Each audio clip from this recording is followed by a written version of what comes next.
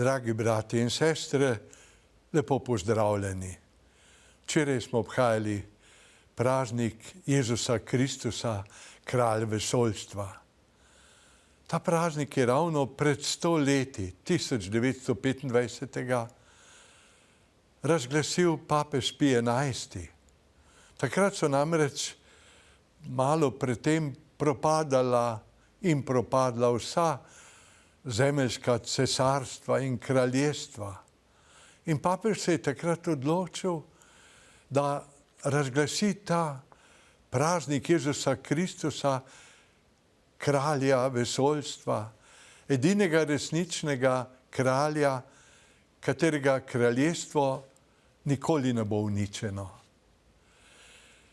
Ta praznik Jezusa Kristusa, kralja vesoljstva, okrona celotno cerkveno leto. Je nekakšen finalec vsega bogoslužnega leta. Evangelij nam predstavi Jezusa Kristusa kot kralja na vrhu odrešenskega dela. To stori na presenetljiv način. Božji mazilenec, izvoljenec, kralj se pojavi brez moči in brez slave. Visi na križu, kjer izgleda bolj premaganec kot pa zmagovalec. Njegova kraljevska moč je navidezno protislovna. Njegov prestol je križ. Njegova krona je iz trnja. Nima žezla, a mu dajo trst v roko. Ni oblečen v razkošna oblačila, a mu vzamejo obleko. Nima svetlečih prstanov na prstih, ampak roke prebodene žebli. Nima zaklada, pa ga prodajo za 30 srebrnikov. Res je, Jezusovo kraljestvo ni od tega sveta. A prav v njem, pravi apostol Pavel, v drugem berilu, najdemo odrešenje in odpuščanje. Veličina njegovega kraljestva ni namreč po meri tega sveta, marveč ljubezen Boga. Ljubezen, ki je zmožna doseči in ozdraviti vsako drugo stvar. Zato ljubezen se je Kristus spustil do nas, prebival v naši človeški bedi, poskusil naše najnižje stanje, krivico, izdajstvo, zapuščenost. Izkusil je smrt, grob, predpekel. Na ta način se je naš kralj podal na konec vesoljstva, da bi objel in rešil sleherno bitje. Ni nas obsodil, ni nas niti osvojil, nikoli ni kršil naše svobode. Pot si otrl s ponižno ljubeznijo, ki vse upraviči, vse upa, vse prenaša. Samo ta ljubezen je premagala in še naprej premaguje naše velike sovražnike. Greh, smrt, strah. Danes, dragi bratje in sestre, razglašamo to edinstveno zmago, s katero je Jezus postal kralj vekov, gospodar zgodovine. Z golo vsemogočnostjo ljubezni, ki je narava Boga, ki nikoli nima konca. Z veseljem delimo lepoto, da je naš kralj Jezus. Njegovo gospodstvo ljubezni spreminja greh v milost, smrt v stajenje, strah v zaupanje. Toda premalo bi bilo, da je Jezus kralj vesoljstva in središče zgodovine, ko bi ga ne imeli za gospoda našega življenja. Vse to je ničevo, če ga osebno ne sprejmemo in če ne sprejmemo tudi njegovega načina kraljevanja. Pri tem nam pomagajo osebe, ki jih današnji evangelij predstavi. Razen Jezusa se pojavijo 3 podobe. Najprej ljudstvo, ki gleda, samo gleda. Druga skupina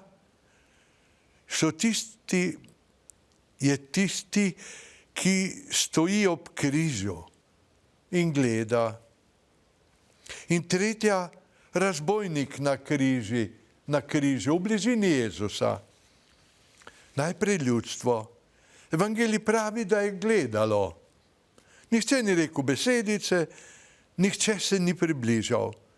Ljudstvo stoji daleč, gleda, kaj se dogaja. Isto ljudstvo se je v svojih potrebah trlo okrog Jezusa. Sedaj pa stoji daleč. V določenih življenjskih okoliščinah ali ob neuresničenih pričakovanjih utegnemo tudi mi pasti v skušnjavo, da vzamemo to razdaljo od Jezusovega kraljevanja, da do konca ne sprejmemo pohujšanja njegove ponižne ljubezni, ki vznemirja naš jaz, ki spravlja v zadrego. Rajši ostanemo na oknu, ob strani, kot da bi se približali in se napravili bližnji. Toda sveto ljudstvo, ki ima Jezusa za kralja, je poklicano, da sledi njegovo konkretno pot ljubezni.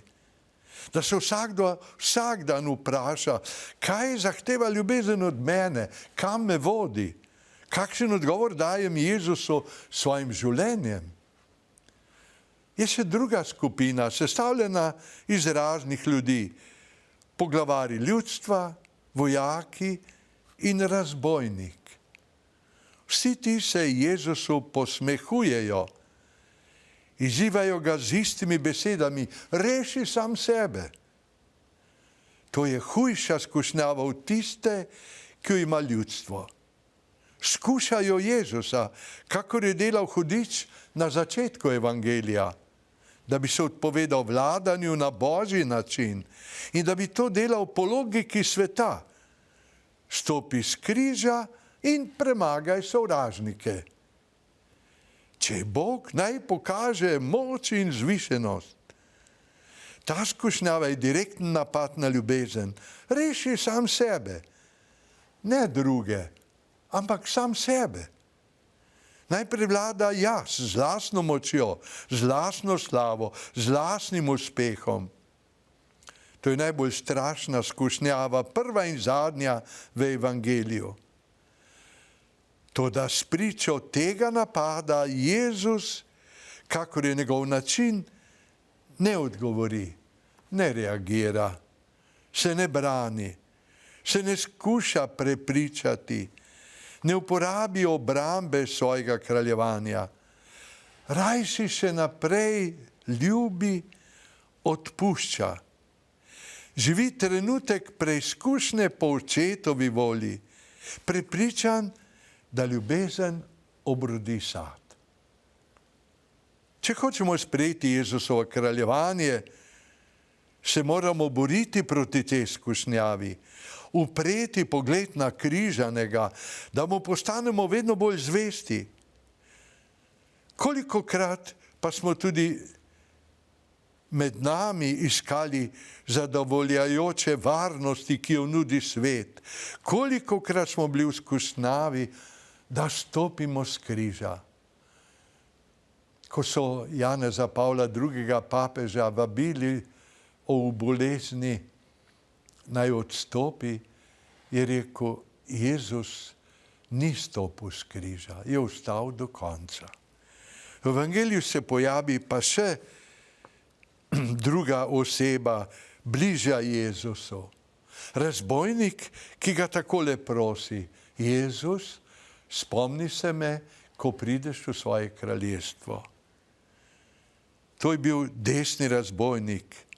Ko je ta človek preprosto videl Jezusa, je spontano veroval v njegovo kraljestvo.